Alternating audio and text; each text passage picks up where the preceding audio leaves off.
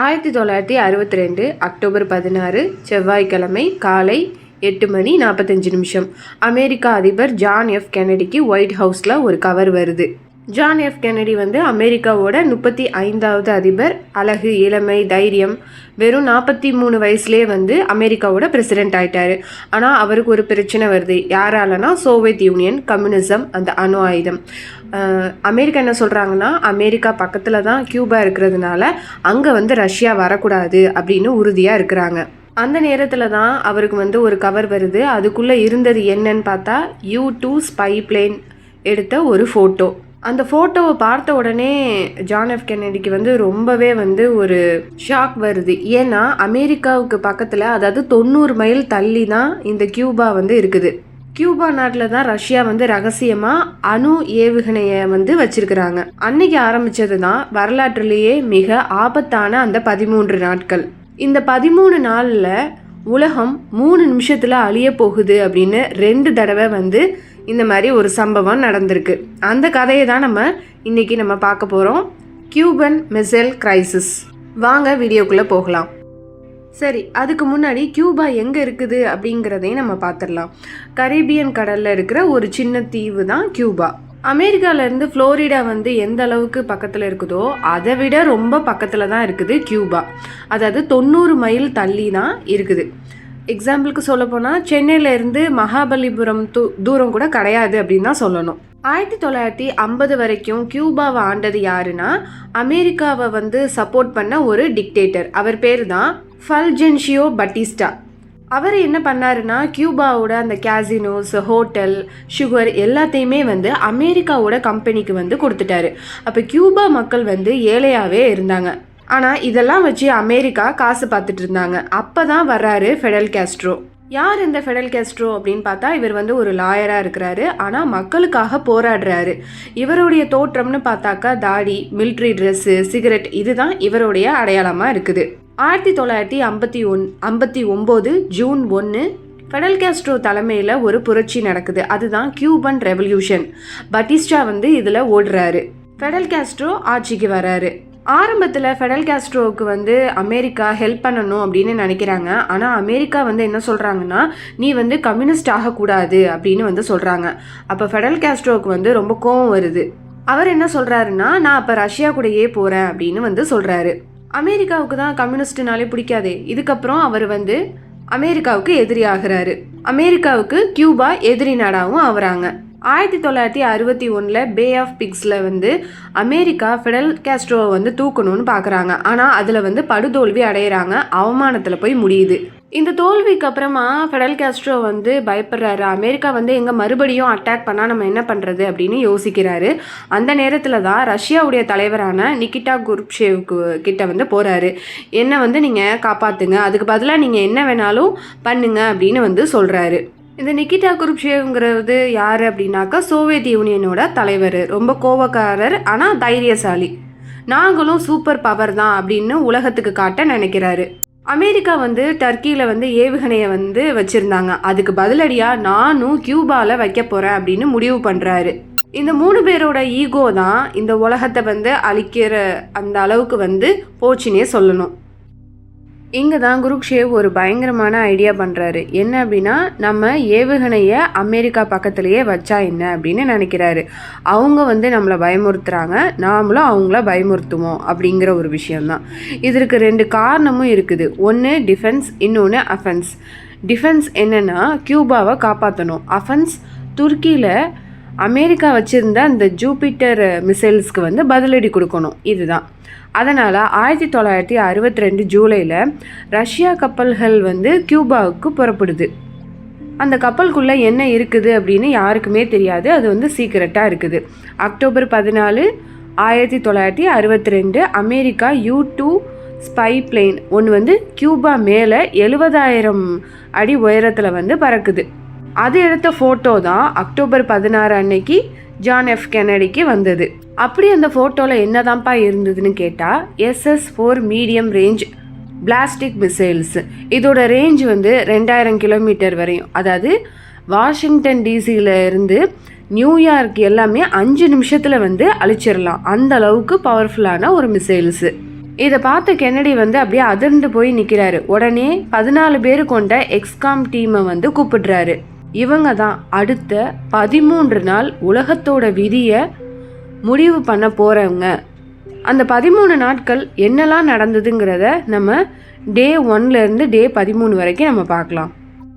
டே 1 October 16, 1962 செவ்வாய்க்கிழமை காலையில் 8:45 மணி ஆகுது. சிஐஏ தலைவர் ஜான் மெக்கோன் கென்னடி கிட்ட U-2 ஃபோட்டோ வந்து கொண்டுட்டு வந்து காமிக்கிறாங்க. Cuba San Cristobal SS-4 missiles வந்து இருக்கிறது கன்ஃபார்மும் ஆகுது. கென்னடி உடனே எக்ஸ்காம் டீமை வந்து உருவாக்குறாரு. அது வந்து 16 பேர் கொண்ட குழு. டிஃபென்ஸ் செக்ரட்டரி வந்து ராபர்ட் மெக்நமரா, இன்னொருத்தர் வந்து ராபர்ட் கென்னடி. இவங்க எல்லாருமே வந்து இருக்கிறாங்க. அன்னைக்கு வந்து ஃபுல்லாக மீட்டிங் மட்டும்தான் நடக்குது.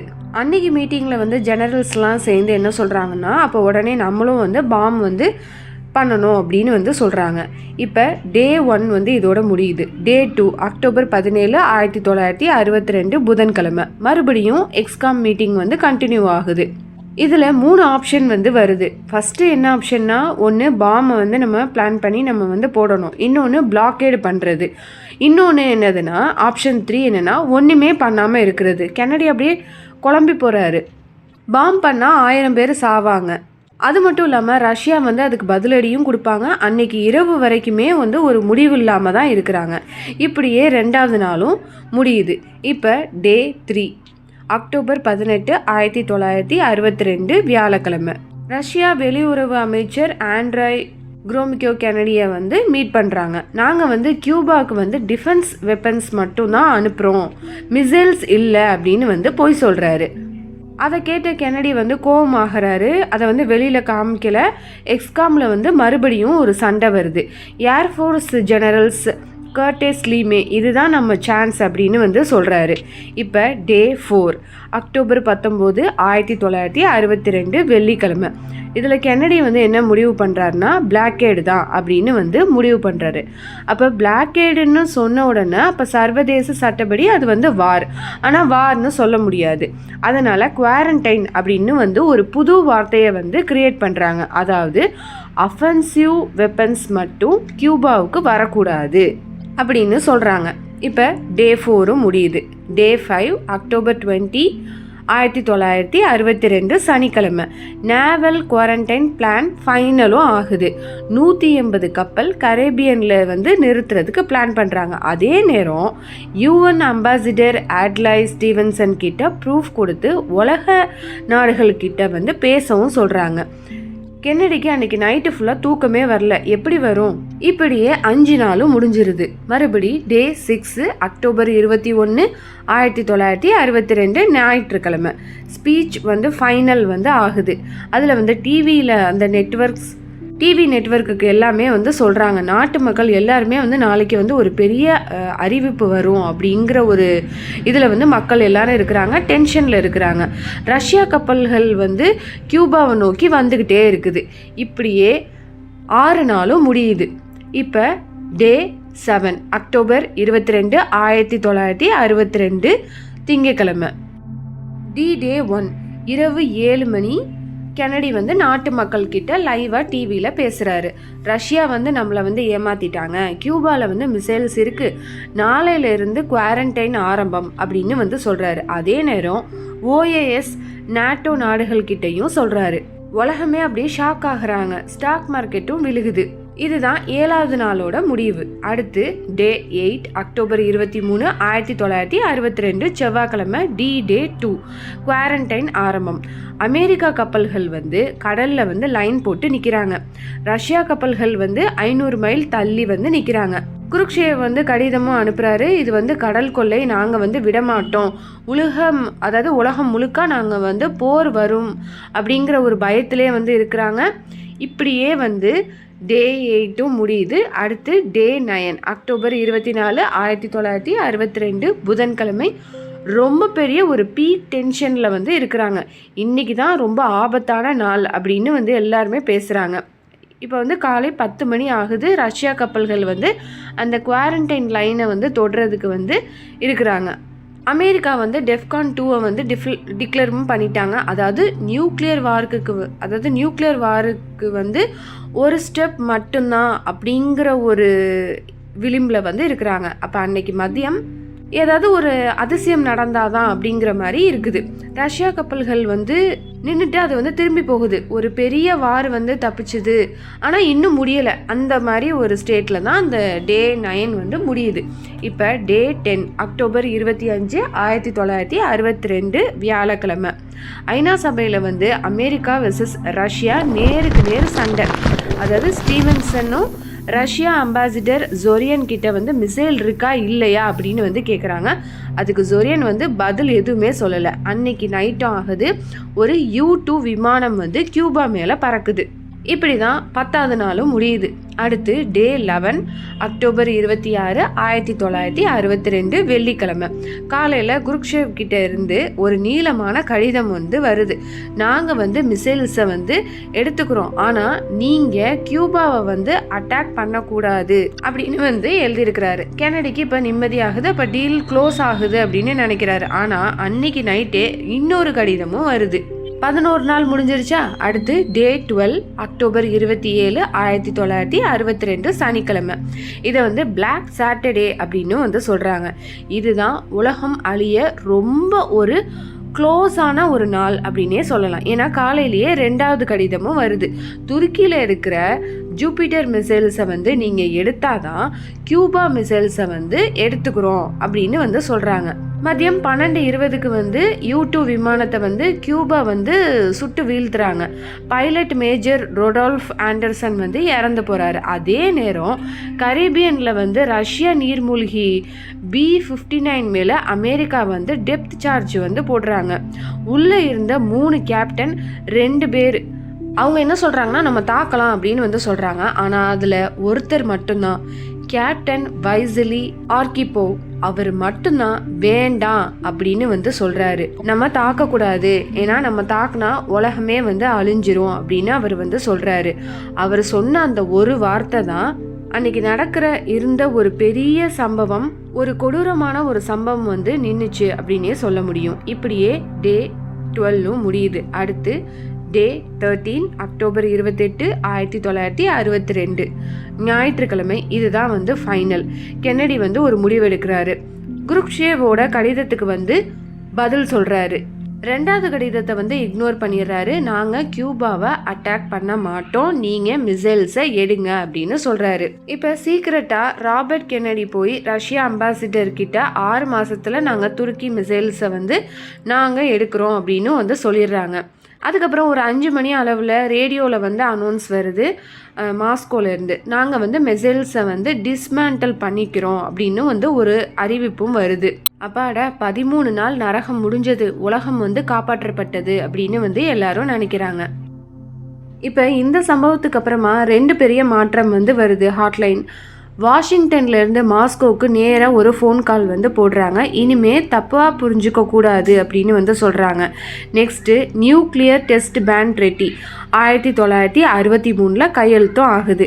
இதில் யார் ஜெயிச்சா அப்படின்னா பொதுவாக அமெரிக்கா ஜெயித்த மாதிரி தான் வந்து தெரியுது. ஆனால் சீக்ரெட் டீலில் 2 பேருமே காம்ப்ரமைஸ் பண்ணாங்க. இந்த 13 நாள் சம்பவம் வந்து நமக்கு ஒரு பெரிய பாடத்தை வந்து சொல்லிட்டு தான் போயிருக்குது. டிப்ளமசி, அதாவது ஒரு தப்பான முடிவு உலகத்தையே அழிச்சிருக்கும். இந்த வீடியோவில் நம்ம ஒருத்தரை பற்றி நம்ம பார்த்துருப்போம், வெசிலி அலெக்சாண்ட்ரியோவிச் ஆர்கிபோ.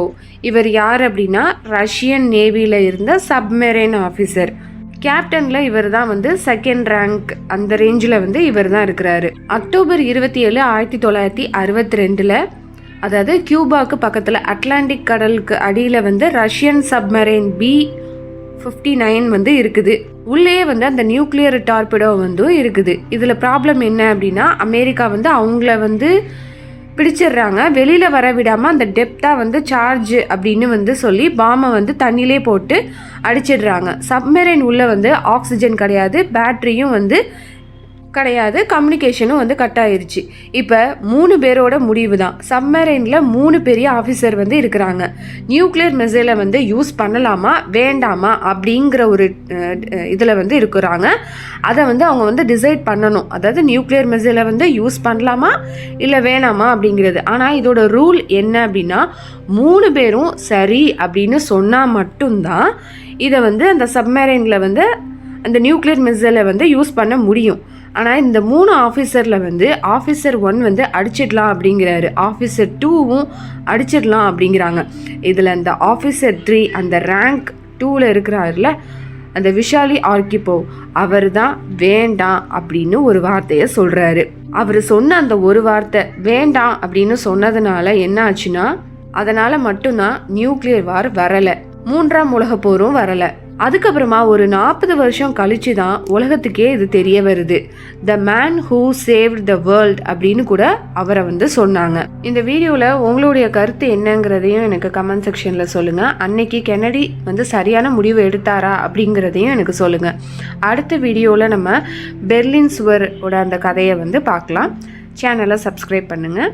அடுத்த வீடியோவுக்காக வெயிட் பண்ணுங்கள்.